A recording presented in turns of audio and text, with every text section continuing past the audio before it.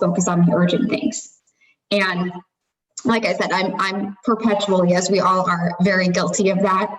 But I do think it's important to consciously think about how you're going to market, but also never letting your activity suffer. And so that's the ultimate balance that I think gets in the way.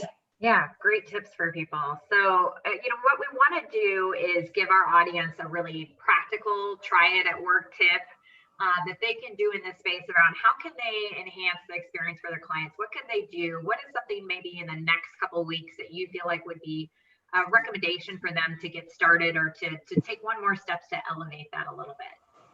So one thing is making sure you or someone on your team knows how NM Connect works. I think that's a very good experience in the delivery phase to actually show them, have them log on, show them how to link accounts, where to find things. I think that brings together that mix of you, right, as the advisor and Northwestern Mutual as the big kind of powerhouse company and those tools behind the scenes. So I think that's one. The next thing that we do, and it's coming up very timely right now, is the first week of December, we send an email to all of our A and A+ clients, but you could do it based on your practice size.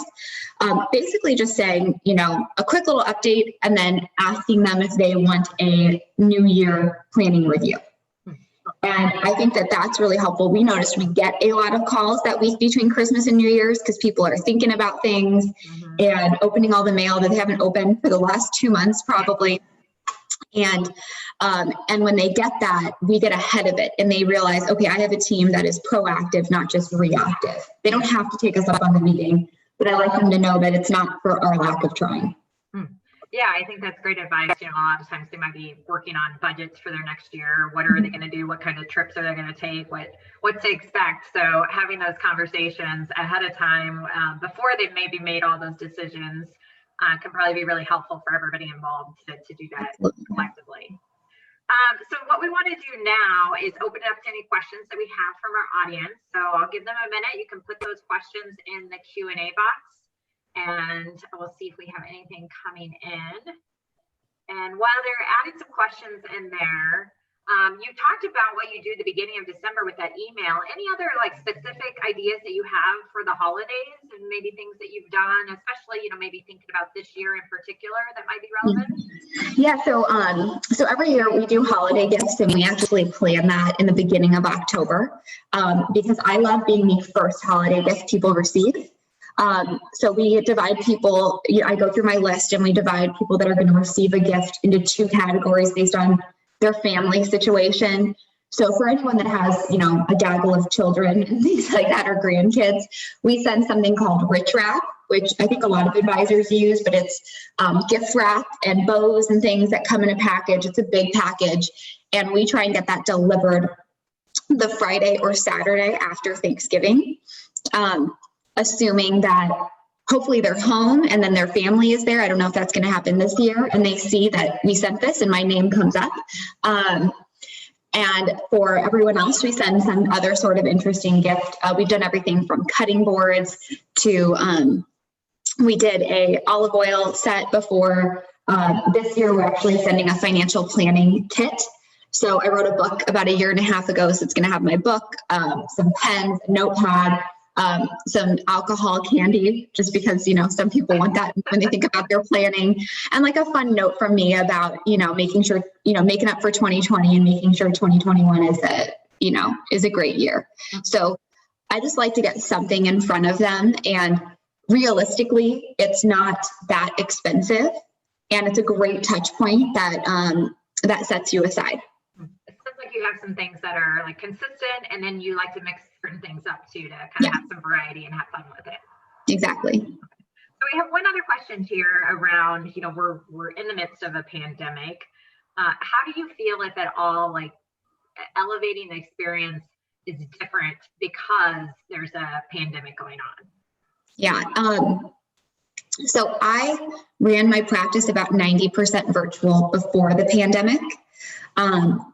So I feel really lucky, and I think that that I have used that with people, right? Saying, listen, I've operated this way in advance because I know that planning is important and not everyone can them and their spouse can drive across town to meet in person. So, so we've, set up our entire team, right, to operate this way anyway, which so I just think communicating to people that you can handle it is really helpful. The other thing for the experience is it's hard when you're not sitting face to face with someone. But I've tried, right? We sent a mid-year kind of update about our team, just trying to get in front of them a little bit and just make sure that we seem like real people, if that makes sense, because we're not getting that face-to-face time. Yeah, I think that's good advice of like, how can you find ways to feel like you're connected, especially with new relationships, probably more so important when you can't just be directly, having that meal together like you may have in the past. And I think a lot of it's in our heads, right? Again, I think my perspective that it was irrelevant to sit down with someone, going over Zoom or Ring Central is perfectly adequate. I think that gives people a lot of confidence, right? That I am comfortable meeting that way. Great. So as we wrap things up today, I think we covered all the questions that came in. If anybody else has additional questions, feel free to submit those and we'll try to get those answered. But I want to thank you again, Chantel, for joining us today. And as a thank you, Playmaker Coaching Consulting would like to donate to a cause of your choice. So love to hear about something that's near and dear to you that we can help support. Yes. So, that's wonderful. Our office in San Diego and Hawaii is actually raising money to rebuild. It's called Austin's Playroom. It's affiliated with the Mario Lemieux Foundation. So what they do is they build out hospital playrooms. Specifically, this one is at Camp Pendleton, which is a military base in San Diego. And so the idea is if you have a sick child or if you as the parent are sick, and perhaps your spouse is deployed, defending our freedom, you can drop off your healthy children to play so that you can focus on yourself or you can focus on the sick child. So we're raising $30,000 to completely redo that room at Camp Pendleton. So that would be a cause that we would appreciate any help, of course. Yeah, I'd love to do that. That's definitely something that sounds very, very helpful to families. And as a parent of a 9-year-old, I could definitely appreciate having a resource like that would mean a lot. So as we said, we want to hear from everybody and what additional questions, what insights you get out of the conversation today on how you're elevating the experience. Feel free to follow us at playmakercoach.com or on our Facebook page for additional content that will be coming out, and tell your friends about our group. So our next session will be back next Thursday. I think that's the 5th at 9:00 Central Time with an idea slam. So you can hop in at any point during that time and collaborate with other individuals about maybe now you want to put together your gift for the holidays and wanted to get some ideas from people. We're here to talk through that and learn from each other.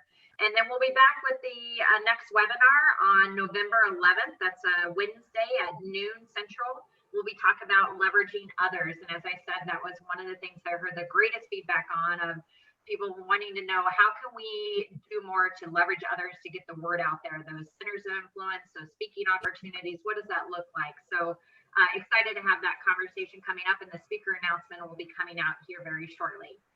Remember Chantel's try it at work tip to utilize NM Connect in the delivery meeting and go through that together, and think about emailing your clients and offering that new year planning review. Let us know if you do try it, how it works and how it goes for you. And as always, feel free to join the conversation on Facebook and we'll continue this from here. Thank you again, Chantel. I hope you have a great rest of the day, and we'll be back in a couple weeks. Bye.